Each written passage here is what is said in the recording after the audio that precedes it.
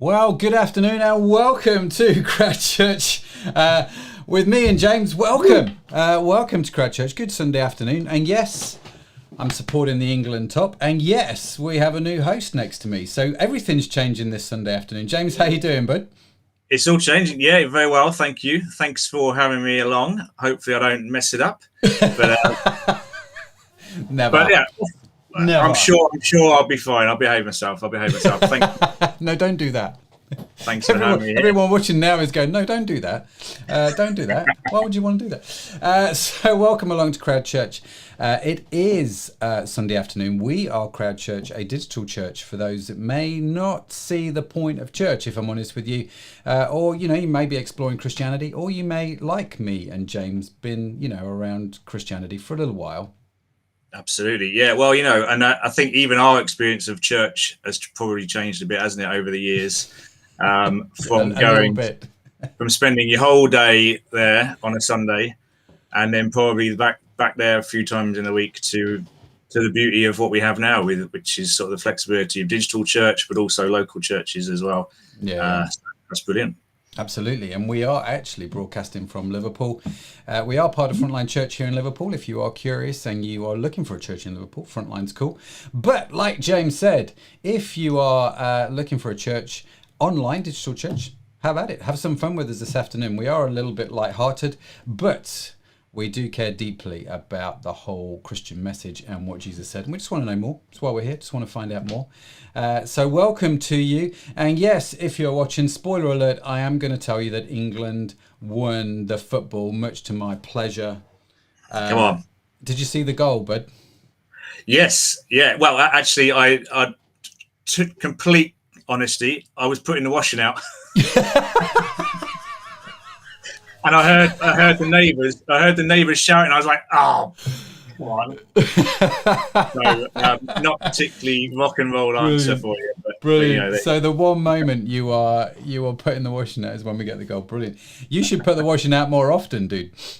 Well, I should, yeah. Every England game now. I'll be there. Every England game. Sal, if you're watching the replay, you'd have heard it here first. If you are a regular of CROWD, just to say, if you are a regular of CROWD, James is the husband of Sal, who hosts a lot of CROWD with us. She's not here this Sunday, so we've got James with us. They are a couple. They are an item. They've been together a little while now, hence the reason their surname is the same. So yes, hence the reason I'm making jokes about Sal. Anyway, let me put on this. I'm going to give you the point to the number test, James. See if you do any better than your wife. Can you point to the WhatsApp number for me? No, clearly not. Oh. Man, that is actually really. Oh, there it is. Go. There it is. Yeah, it is tricky. It is tricky. Every time you watch really Sal try and do it, there is reasons why it's complex, because it reverses in the screen on the camera that he's looking at. But welcome to CROWD. The reason I put the number there is simply because if you would like anything to pray, anything for us to pray about, then do get in touch with us through the WhatsApp number. You can reach us through that number or through the website, crowd.church. And we would be more than happy to pray for you, help you in whatever way we can. Do reach out and get in touch. It's been really interesting actually this week, James. I've not got the pictures ready, but a few people have reached out to us via WhatsApp from continents foreign and have been sending me all kinds of photos of what they've been getting on with their. Yeah, it's brilliant. Really great to connect with people. So speaking of connecting with people, who have we got in the comments here? Oh, Sally's on telling us to behave. Yeah. I will get a talking to afterwards, no doubt, where I go perhaps a little bit off piste. I've made some notes. She's given me a structure. You've given me a structure. But once you're going to get into it. We'll see. You're a man under authority, bud. I get that. We're all there. We're all there. Very much so. We've got Matt Crew. Matt, hey, how's it going? Nicola, good afternoon, and welcome to everybody that is watching us that hasn't yet said hi in the comments. Feel free to say hi in the comments. Let us know where you're watching from. Always great to hear from you. So, James, do you know what's coming up this week? Shall we tell folks what's happening? I do know. We've got a talk shortly from James Sloan, who's a member of the Frontline team, but also runs Imagine If. Mm-hmm. And he's going to be talking on the story of Levi from the Bible. Mm-hmm. And then we've got a few other things as well. So Levi is actually a bloke in the Bible, not a pair of jeans. Apparently, he wasn't the first person to wear jeans in the Bible. Yeah. But it is that joke, isn't it? It is that joke. Who's the first person to wear jeans in the Bible? Levi. So yeah, we're going to hear from James Sloan. Like you say, he's been on CrowdStream many times before. Top bloke, James. So we're going to get into his talk. This talk is actually the final talk of the Mark's Gospel series. Can you believe it? We've been working our way through it for such a long time now. And this talk from James is the final one. So without further ado, we are going to get into it. Mark's Gospel, just for those that don't know, Sharon's put, hi Sharon, and then Sally's put here, get out your dad jokes.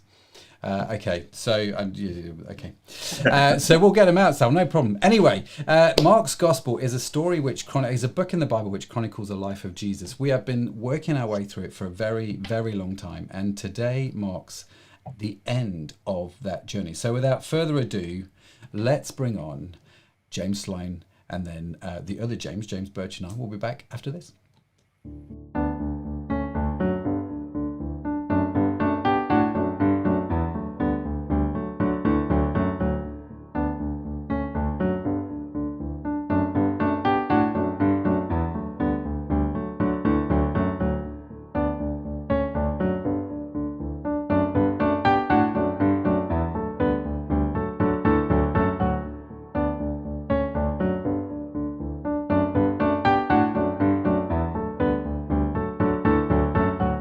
Have you ever felt like you just missed the grade, or you didn't quite get there, didn't quite meet the expectations? Well, that's the passage we're going to be looking at today in Mark chapter 2, where a chap called Levi is really not quite the obvious choice to be a disciple of Jesus, and yet he is called and he follows. The passage is in Mark 2, verses 13 to 17. We're going to have a quick look at the text, just whiz through it, and then just see what stands out to us and what we can apply into our lives today. So let me quickly read it and then we can dive into it. Once again, Jesus went out beside the lake. A large crowd came to him and he began to teach them. As he walked along, he saw Levi, son of Alphaeus, sitting at the tax collector's booth. "Follow me," Jesus told him, and Levi got up and followed him. While Jesus was having dinner at Levi's house, many tax collectors and sinners were eating with him and his disciples, for there were many who had followed him. When the teachers of the law, who were Pharisees, saw him eating with the sinners and tax collectors, they asked his disciples, "Why does he eat with tax collectors and sinners?" On hearing this, Jesus said to them, "It's not the healthy who need a doctor, but the sick. I have not come to call the righteous, but sinners." Now, tax collectors in that day were not popular people. They were working for the Roman government, but they were taxing the Jewish people. And Levi is a Jewish citizen, and people would have called him a traitor. "You're working for the Romans, how can you do that?" And not only is he working for the Romans, he's greedy. The way the system worked was that the Roman government required a certain amount to be collected, and anything above and beyond that, the tax collectors were able to keep for themselves. So Levi here would have known it was in his best interest to get as much tax from the people as possible, and then he could essentially keep the rest, almost like a commission basis. But because he was Jewish, he wasn't liked by most of his people, and therefore wouldn't have been an obvious choice for Jesus. Jesus already called a number of his disciples, and they wouldn't have exactly been buzzing that this guy is going to be joining their gang. The band of 12 that Jesus chose, and there amongst them was this tax collector, this hugely despised character at the time. It was also thought that Levi would have been following Jesus around as he taught the crowds and shared parables, not because he wanted to glean any wisdom from those stories per se, but because of the crowd of people. And as a tax collector, that's a perfect place for him to do his business rather than waiting for them to come to his tax booth. So this is an opportunist, greedy Jewish tax collector working for the Roman government. And here we see Jesus approach him and say, "Levi, follow me." That's all he says, 2 words, "follow me." Not believe in me, not think well of me, but follow me. Give up everything, drop your well-paid job in your tax booth and come and follow me.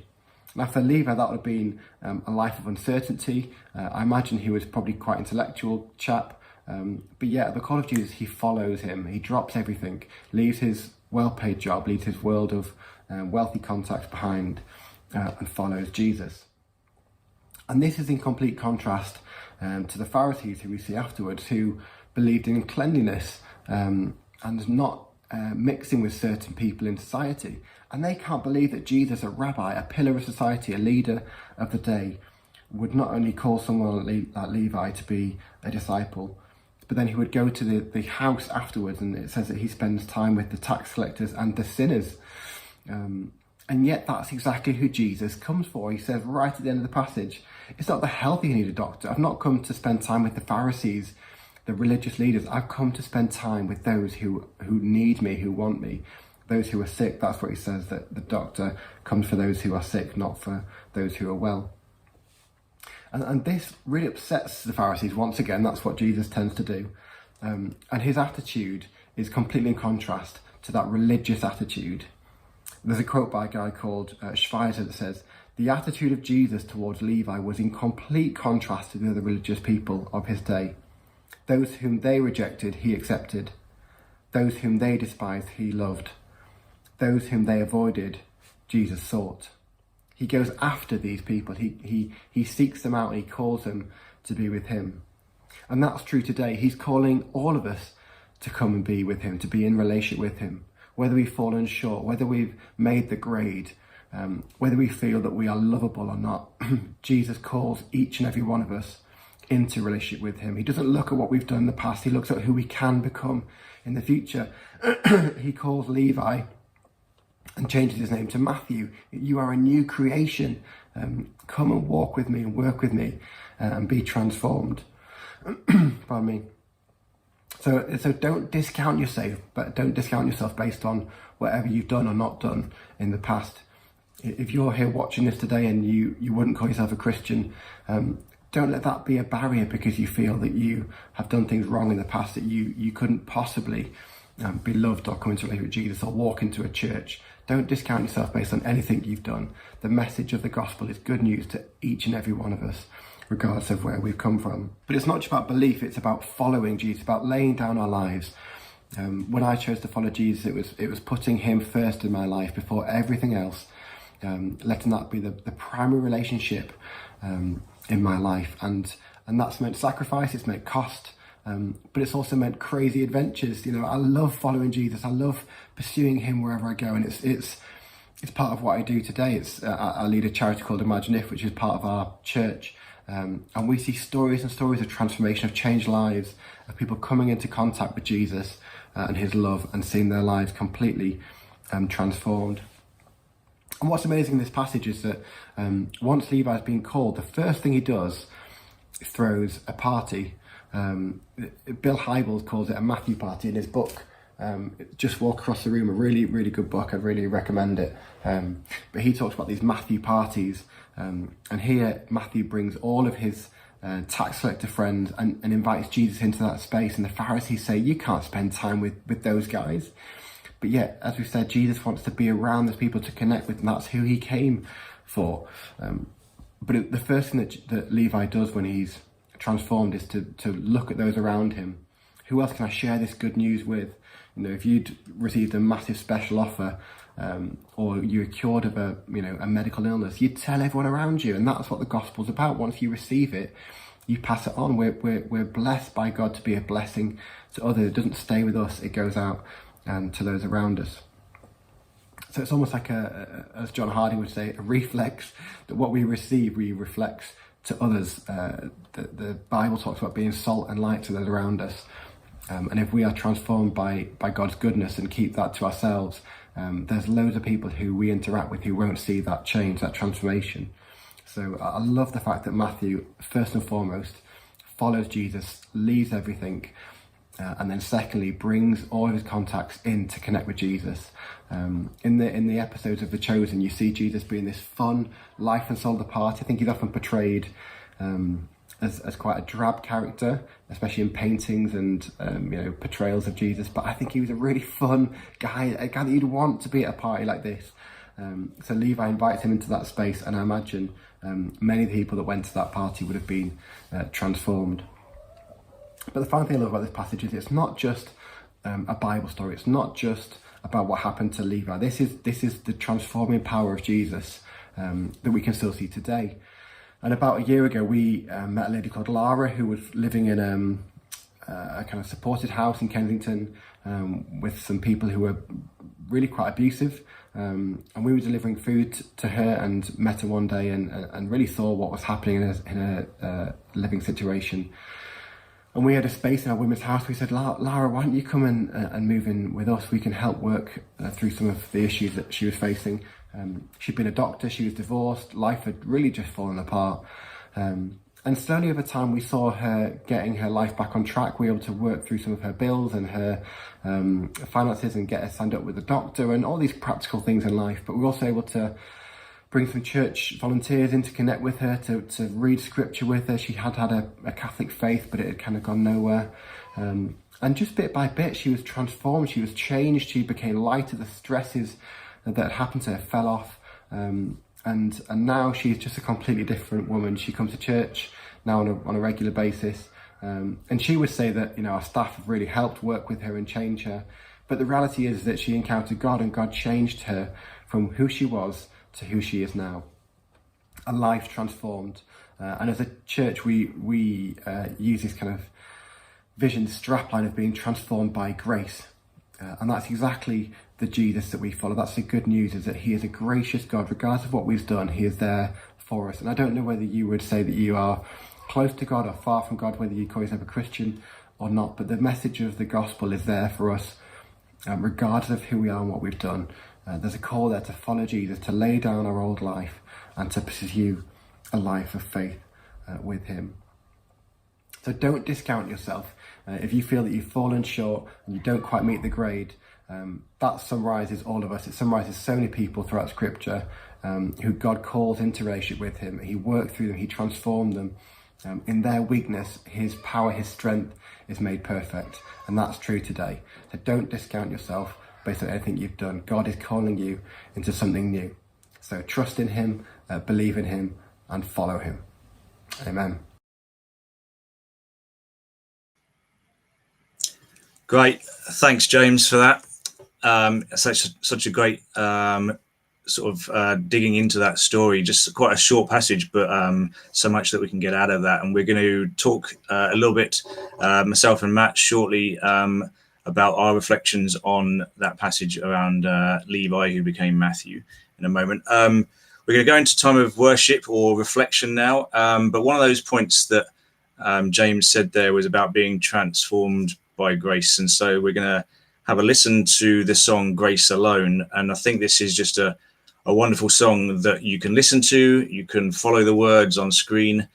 You can sing along to, or you can just kind of just allow it to wash over you a little bit. But it's really talking about God's love for us that is fully bound in grace, and really the fact that he loves us and he died for us and has set out a life for us purely based on that love, and not based on anything that we've done or our background or our upbringing or anything like that. So just to really have a listen to these lyrics now and the music as it comes through. This is put together by John and Anna Farrington as we listen to Grace Alone. Cheers.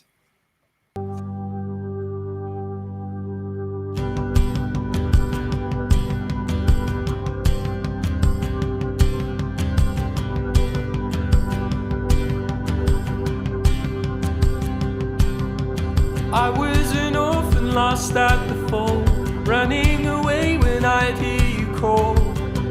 Father, you worked your will. I had no righteousness of my own, I had no right to draw near your throne. But Father, you loved me still. And in love before you laid the world's foundation, predestined to adopt me as your own. You have raised me up so high above my station. I'm a child of God by grace and grace alone.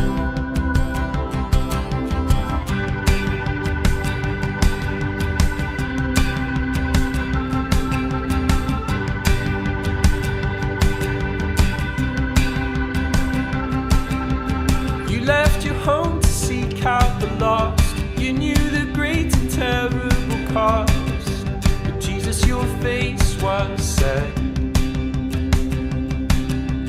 I worked my fingers down to the bone, nothing I did could ever atone, and Jesus, you paid my debt. By your blood I have redemption and salvation.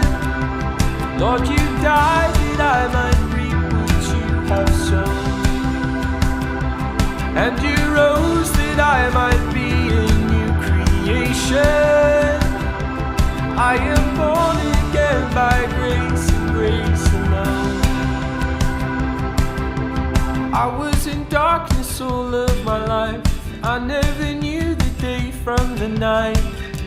Spirit, you made me see.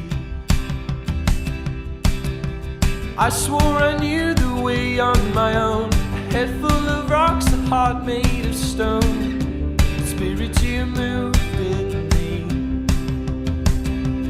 At your touch my sleeping spirit was awakened.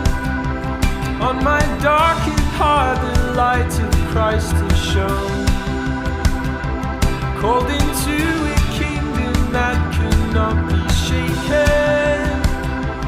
Heaven's citizen by grace and grace alone.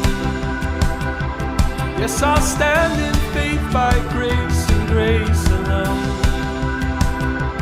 I will run this race by grace and grace alone. I will reach the end by grace and grace alone. Heaven's citizen by grace and grace alone.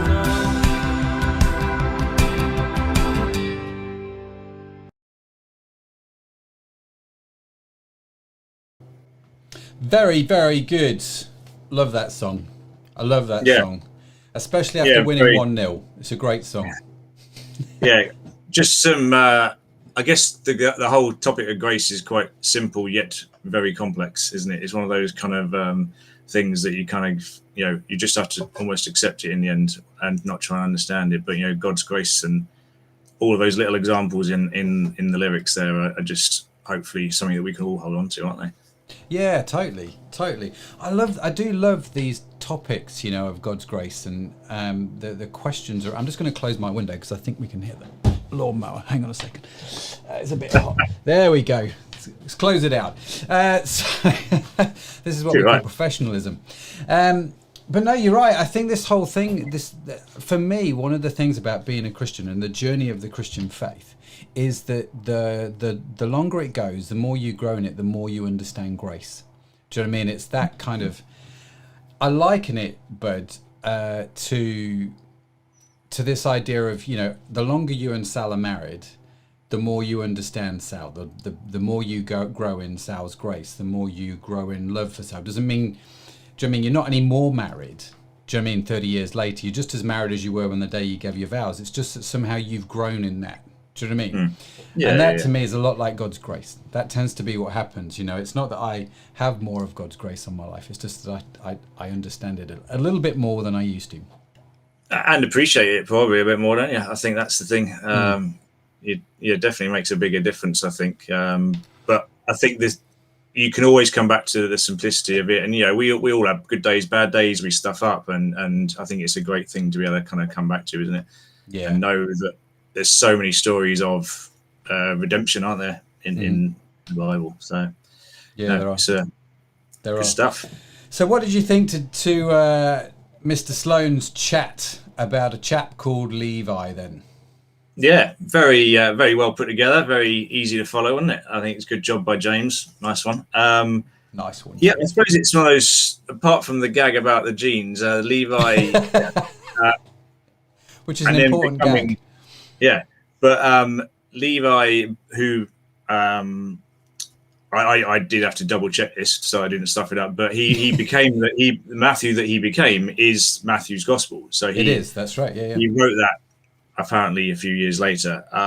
So yeah, it's an incredible story of someone that is, I guess, pretty much seen as one of the bad guys amongst the community, and like James says, kind of probably profiteering off the back of the tax collecting, to then being like, I mean, he's the first of the Gospels, isn't he? He's like Matthew. Yeah. I mean, if you ask anybody probably about their Bible knowledge and the books of the Bible, probably that would be right up there. So I'm sure he wasn't aiming for that, but it's quite an incredible transformation. And I guess coming back to the grace story, it's a great example of God's grace on someone's life. Yeah, it is. I love that. I love that. You're right. He opens up the New Testament, doesn't he, Matthew? And actually, when you read it, you read the story of a man that has obviously met Jesus, and his life has transformed quite a bit as a result. There's some incredible insight that Matthew then has over the coming years about Jesus, which I think is quite fascinating. Yeah, they said in one of the bits I was reading, it said, I think he clearly had attention to detail because of his job of being a tax collector. So I guess he had to be good with sort of facts and figures. And so actually that comes across in the Gospels and the sort of the way that he records that. So it's a real good use of his skills, even though he was using them probably in a way that was not particularly seen as great. No, totally. Why do you think then, right, if we're having a chat about this, why do you think that God it just seems that his story, right, the Bible is full of people like Levi, or who becomes Matthew, where you have people who aren't necessarily, let's just say, the cream of the crop, right, and they go through this amazing sort of transformation. Why do you think God focuses in on those guys as much as he does?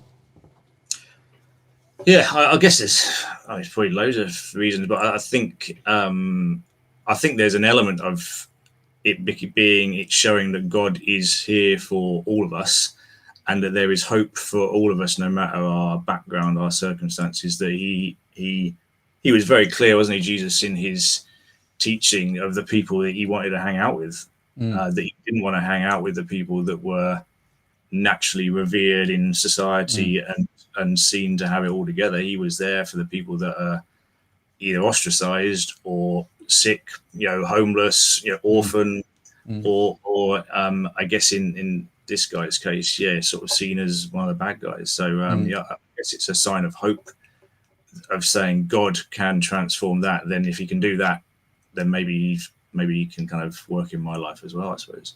So it makes it feels like it makes it accessible, and real.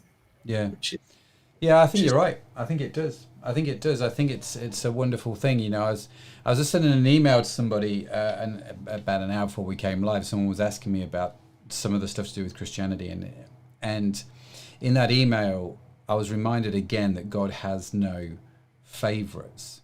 Do you know what I mean? Like, in that he treats us all equally. There's no distinction between male and female. There's no distinction between the races. Everyone is equal and has equal standing before God. And we see that again, don't we, in the story of Levi, in the story of Matthew here, that actually, where people had formed a certain idea of him and they had certain beliefs about him, well, God's thoughts and ideas were quite different. And I really like that. It must have been hard for, I'd imagine, to an extent, for the other disciples, because this was fairly early doors, wasn't it? He was Jesus gathering, and so I'd imagine it would have taken a disciple on a pretty good day to have not at least raised an eyebrow when Jesus goes, right, we're getting this tax collector guy, and he's not only going to just be a follower, but he's going to be one of the 12. I imagine the rest of the guys have been like, oh, okay, that might mix it up a little bit, because they obviously had to sort of be part of that, and I guess have their own views of it. But that's what Jesus was just doing, wasn't he? Left, right, and center. He was just challenging all of their preconceptions of what God is, and what religion is, and all the rest of it. And it's just another example of just blowing it out of the water. It's great. Now, you have, James, for those that don't know, James has a background in commercial stuff, right? You've been at the helm of a few things. You've interviewed a few people over your lifetime, right? You've offered a few jobs to a few folk every now and again. when you're interviewing people, right? And I guess I'm thinking you're kind of throwing yourself here in a position, as I suppose, if when people like Levi come along, when they're not qualified, when they don't meet the grade, and it's actually very hard to get the job when there is a history, when there's a story there, right? Oh yeah, for sure. I think there's, particularly when you're running a business and you're thinking about the skills that you need, then there's definitely a clear list of kind of attributes and perhaps background and experience. But I think, we would always, and everything I get involved in, you'd always look for the a little bit deeper, the person themselves, sort of the character, because I think so many things now you would see is that sort of line about, you can teach skills, you can teach kind of certain things, but you can't necessarily teach kind of character. So I think that's fundamental. But in this case, his and I guess what James was talking about, which is our sense of feeling like we don't miss, or we maybe miss the grade, or we're not good enough, would have been a huge issue for Levi, wouldn't it? A lot of barriers there for him feeling like he can kind of get to that stage. But thank God that Jesus is able to do that. I guess the challenge for me and you in our lives, or all of us, is that we kind of try and see past the history and see past the experiences that people have had, and try and actually allow people to have a chance, and allow God's grace to kind of work in that situation. Yeah. Well, James has actually written here in the comments, Mr. Sloan, you can see it. The Christian author Mike Breen says Jesus looks for character over competency. Yeah. Absolutely. It's so vital, isn't it? I think everything that we do in all of our interactions, we expose our character, and we can talk a lot. We can talk about values, but actually it's the character and it's our actions that I think really kind of bring that to light. And that's where we kind of either get found out, or hopefully it kind of rings true, and there's some integrity there. Yeah, absolutely. Nicholas said here, as someone who has always felt I missed the mark or never quite been good enough, but knowing that whatever I have gone through, the grace of God has always been there. Whatever I think about myself, I think it's such a true, I think that's great, Nicola, actually, that I think a lot of times people feel like they've missed the mark. I think it's a great expression. And people don't feel good enough. I mean, especially in today's world where there's that whole comparison thing. Do you know what I mean? It's like... Yeah. And we all do it. I think we all do it, don't we, to an extent? In some shape or form. It's so dangerous, I think, that it can kind of rob you of your who you are supposed to be, by comparing yourself with other people, and then feeling like you're not worthy, or you're not able to make a difference. But I think it needs that constant daily reminder from God that today is a brand new day, and God's grace is right there for us, and for whatever happened yesterday, last week, 20 years ago, doesn't have to define kind of where we go now. But that's easier said than done. Yeah, it is always easier said than done. And I like the bit about that, though, and I don't know much about Jesus's logic necessary for changing names, but I wondered whether in Levi's situation, whether Jesus changing his name to Matthew, it was a sort of a symbolic nature of, right, this is a new start, fresh life from here. Maybe it helped. I don't know. Maybe it helped that he wasn't known as Levi, that tax collector. Maybe there was a practical.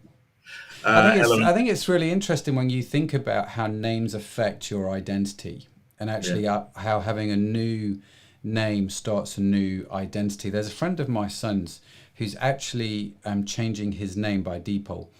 He's changing his first name. He was adopted as a kid, and he's changing his first name. Wow. And he talks about how this is his new chapter, do you know what I mean, the next start for him, and how actually the change of name is really, really important for him. And when you, as far as I'm aware, I mean, it is my name as well, Matthew. So I think I've got this right when I say that in effect, Jesus changed his name to Matthew, which means gift of God. Yeah, I looked that up. That is correct. Very good. And I think that's really quite cool that's what he changes his name to. Matthew, you are a gift from God. He would never have thought that. Do you know what I mean? And he would never have thought that about himself. And so measuring himself, like you say, it's hard, isn't it? When you wake up to think of yourself as maybe how God sees you, to think of you how God thinks of you. But by changing your name, I think that's quite cool. Can you remember, right, a bit of Bible trivia here, another instance where somebody's name changes in the Bible? I'm specifically thinking about the Old Testament. Old Testament. Elijah,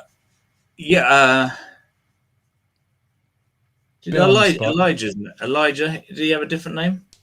I think they all had different names, to be honest with you. The one that I'm thinking of is Abram, who changes his name to Abraham, which is he's a father. You should have rehearsed that earlier, so I could have then made sure I was really clear on it and not look like an absolute divvy. So cheers, man. No. To be fair, it was the wrong question. I just said the Old Testament. I mean, that's a big old book, right? And a lot of people have name changes. I'm with you. Yeah. So Abram changes his name to Abraham, and God does this with him as well. And it's like the name change was significant because this was a guy who, in the Bible, he couldn't have kids, and this was a big deal for him. And so God says, don't worry about it. I'll give you loads of kids. And Abram's like, how am I going to know? And the first thing God says to him is, we'll change your name to Abraham, which means father of many nations, right? It's a bit like coming down to a guy and saying, God, I need some money. And the first thing God says to you is, all right, we'll change your name to Moneybags. Do you know what I mean? Or something like that. It's kind of ludicrous when you put it in that sense. But he needed to think of himself in a very different way. He needed to think of himself how God saw him. And we see that with Levi and Matthew, and I think we see that with Abram and Abraham. I like that. I think it's there's a sort of an action there, isn't there? There's a step of faith, there's an action, and there's probably doing something that sort of puts it out there to say, right, I'm going to believe this thing, even though in that case, perhaps medically or from the age that Abraham was, it doesn't seem possible. But God can still deliver on that. Yeah, totally.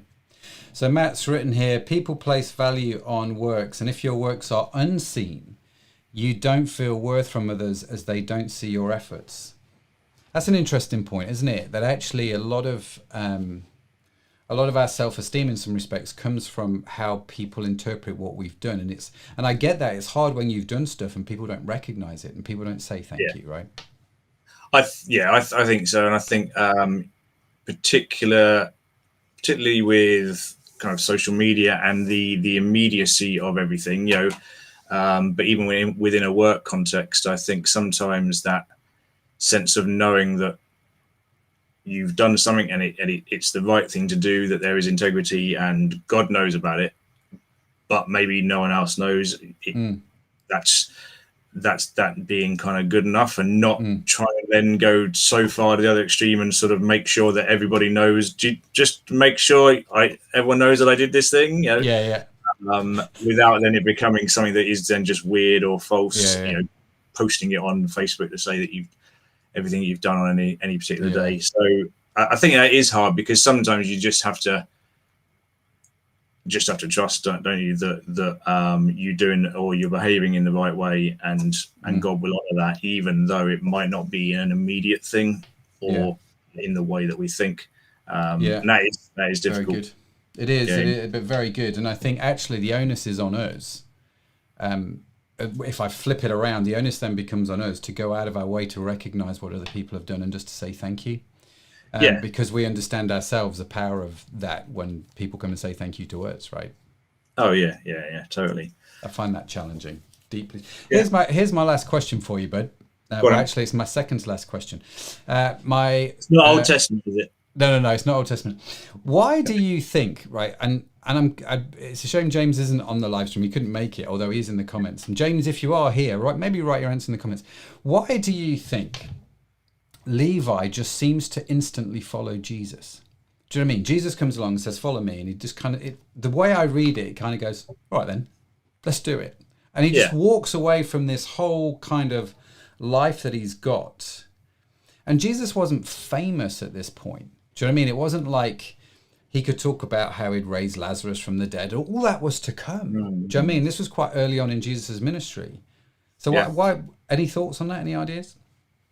Well, yeah. I mean, I guess. I mean, we don't. I guess we don't know. This is how it's written in Mark's account. The sort of the pragmatist in me would kind of go, well, there's probably a timeline here. Was it literally that second, or was it later that day? I don't know. But I think take it for how it's written, that it's pretty kind of instant. I suppose he probably didn't know it, but I'd imagine there's an element of the Holy Spirit doing some work in his life that just meant that there was, and plus the actual genuine sort of power of God through Jesus in that interaction must have just been something in him that just was like, yeah.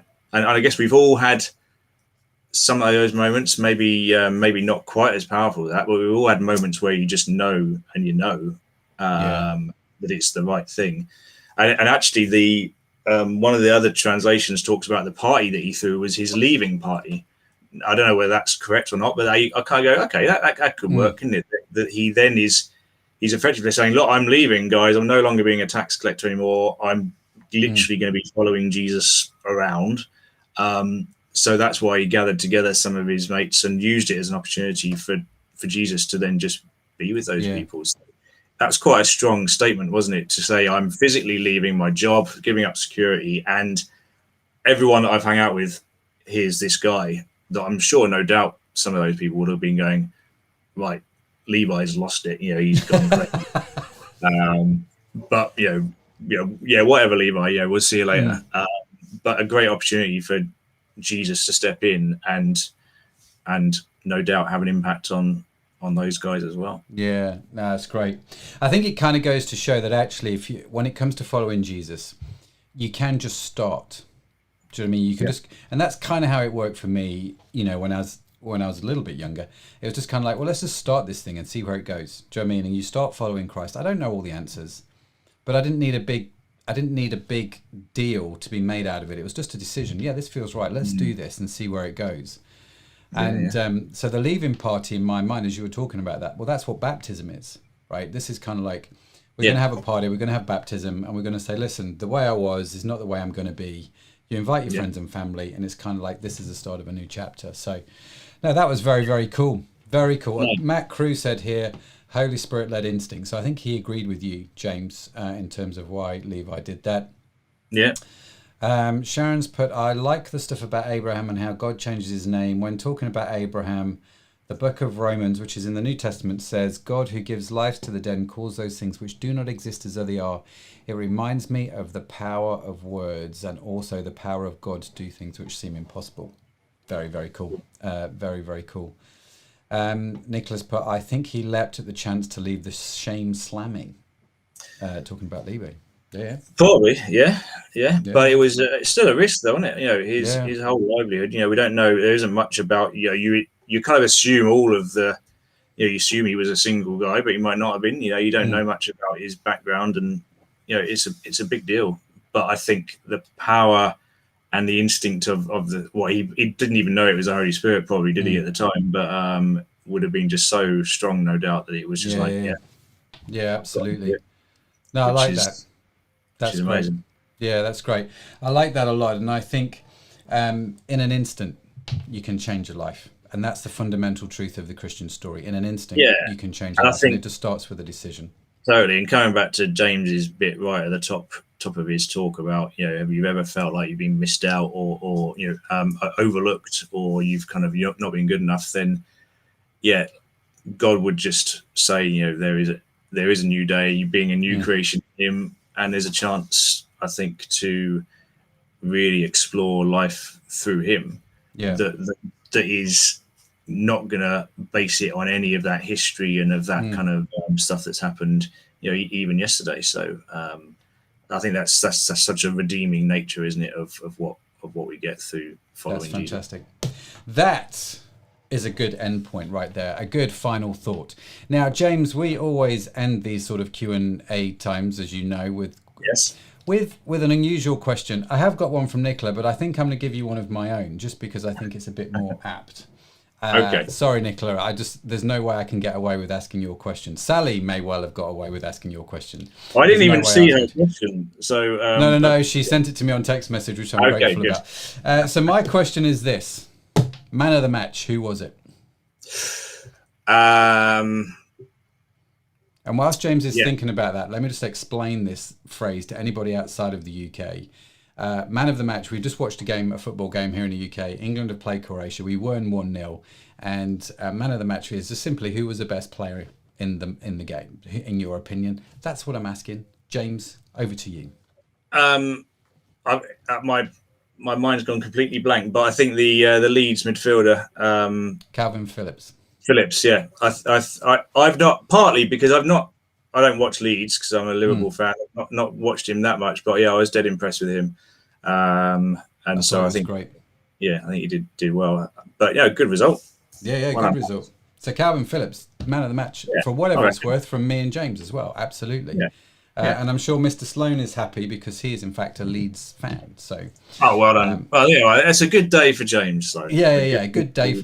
It's all connected somehow in some bizarre way. Sorry for any Croatian fans watching. But, yeah. Sorry about that. You had your time at the World Cup. So.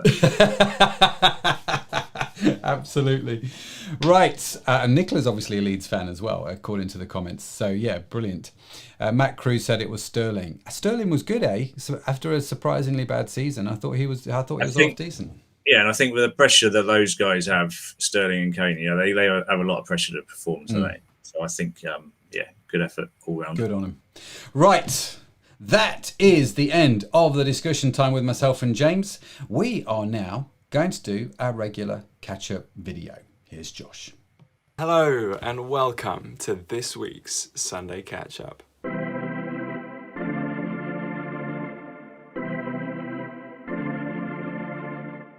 For those of you who don't know me, allow me to introduce myself. My name is Josh Edmondson. I'm a member of the team here at CROWD Church, and I'm a student at the University of St Andrews studying physics. If you have never watched the stream before, welcome. It's really great to have you here. Let me just quickly explain what Catch-Up actually is. Every week we get in pictures and videos from members of the community, which we put up in this segment called Catch-Up, just so that we get to see what everyone else is getting up to. Some of you may be wondering, Josh, why is Elias not doing Catch-Up this week? We had you last week, we're fed up with you, we want Elias back, bring Elias back. I would love to meet your demands, but unfortunately Elias is quite sick at the moment, so I have decided to do Catch-Up this week so that he can have a bit of a break, rest and recuperate. In usual fashion, I will kick off with something that I have been up to this week. After having finished my second year at university a few weeks ago, I thought it was high time to start dipping my toes back into the waters of academia, and so I've started reading a book that I really wish I had with me in Liverpool last semester. This book on the Schrödinger equation, a particular equation that is really important to quantum mechanics. Don't worry, I'm not going to explain what any of that is, Zoe, you can stop rolling your eyes. That's enough from me. Let's get on to the catch-up clips.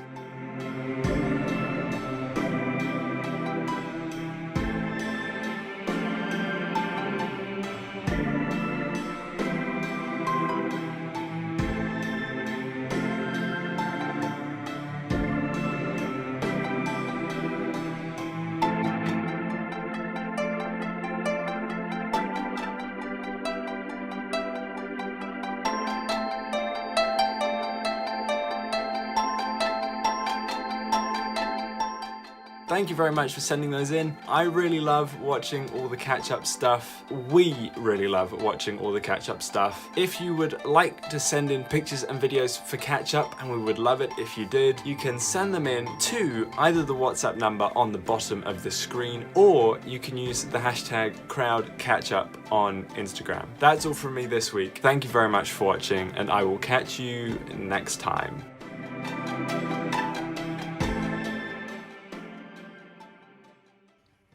There we go. That was Catch-Up. Very, very Nice good. stuff. I liked the sunrise, Nicola. That was very, very cool. It was very cool. And Elias, your trip down on the south coast, I don't know if you followed along, but Elias and his family were basically, I think, either walked or cycled almost the entire south coast of England during half term. Good effort. That is great. And your Josh is just. We were chatting when that I think he's just obviously from a different Edmondson straight because he's just far too clever. Yeah, although we all know Schrodinger's equations are the best by far of all of the equations. I think he does some really, really like some of them are just great, but top-notch work. Yeah, Schrodinger. I can see why Josh missed that book because I'm like, man, I've missed Schrodinger as well. So I'm glad he's back. Oh, I'm glad he's back. Do you know what? Schrodinger, his early stuff was good, but his later stuff was just off the charts. And we're really digging a hole here, Church, aren't we? Yeah. Sorry. If you've just tuned into CROWD Church, I have no idea what we're talking about either. Some chap called Schrodinger, apparently. I think... Say again. Did he have a cat? So someone's going to be Googling that right now, aren't they? I think there's a thing Schrodinger's cat. I think that's a thing. Who knew? Or a hat. I don't know. Maybe the hat. Matt Crew, proud to have Gareth Bale on catch-up. Yeah. I'm okay. Nicola, I left my house this morning 3 a.m. to get to the beach for 4:50 to watch it. Yeah, worth it, man. I mean, that looked lush. Yeah, we did a sunrise walk when we were in Devon with our friends Mark and Faye and the kids. 4 a.m. we left, I think, and we just got to the bit at about 5 o'clock. Yeah, so it was just in time. Were you goose like the whole day after that, though? Oh yeah, wasted. Yeah. Really, really tired. Just like, wow. 4 o'clock really start. Tired. Yeah. Matt Crew says apparently Schrodinger's cat died. I have no idea what to say to that now. Right, so let me tell you what's coming up next week. Next Sunday is Father's Day, and myself and Phil Watson will be here hosting the CROWD Church Livestream, which is going to be, well, let's just put it this way. It's going to be entertaining, if nothing else. Phil Watson is an absolute legend. And we're going to be talking about life as fathers and get into all of that sort of stuff. So we're going to be looking at Father's Day next week. You are obviously more than welcome to join us 4 p.m. On Sunday as we get through.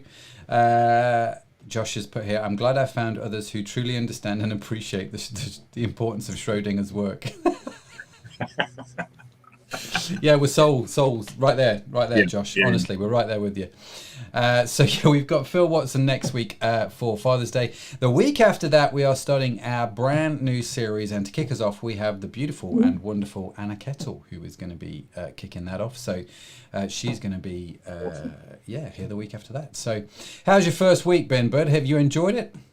Yeah, I mean, I kind of get that moment when you're talking and your brain's going, what on earth are you saying? And then you're kind of catching up in that loop. But, that's hopefully, 80% of it made sense. So we'll see how it goes. Hopefully, if you have me back, then that'll be a sign that it wasn't too bad. Right. Are you going to watch the replay? Are you going to watch the catch-up?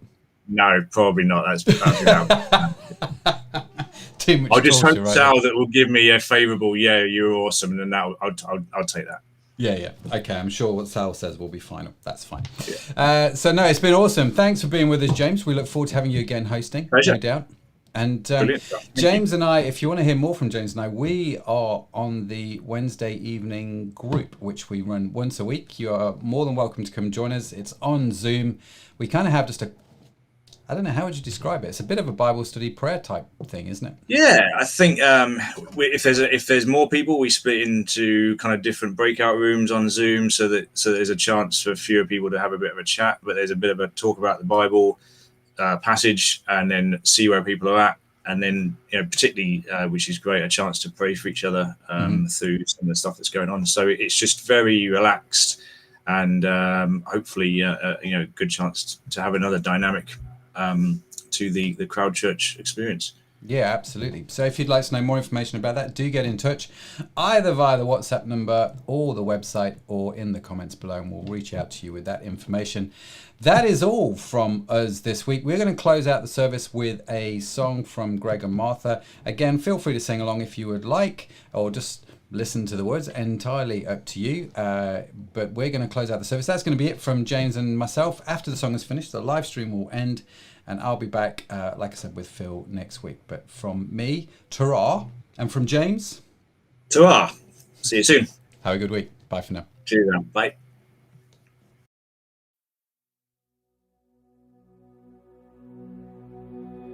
God of goodness, anything less than all of you,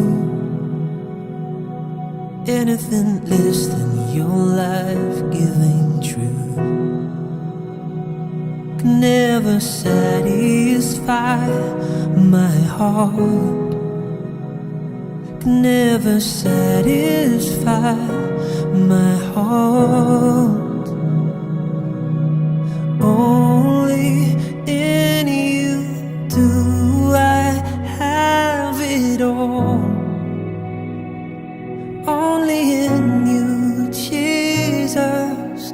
Only in you do I have it all. Only in you, Jesus.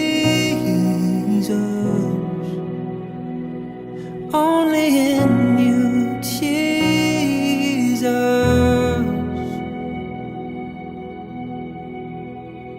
God of goodness, anything less than all of you, anything less than your life-giving truth, can never satisfy my heart, can never satisfy my heart. Only in you do I have it all. Only in you, Jesus. Only in you do I have it all. Only in you, Jesus.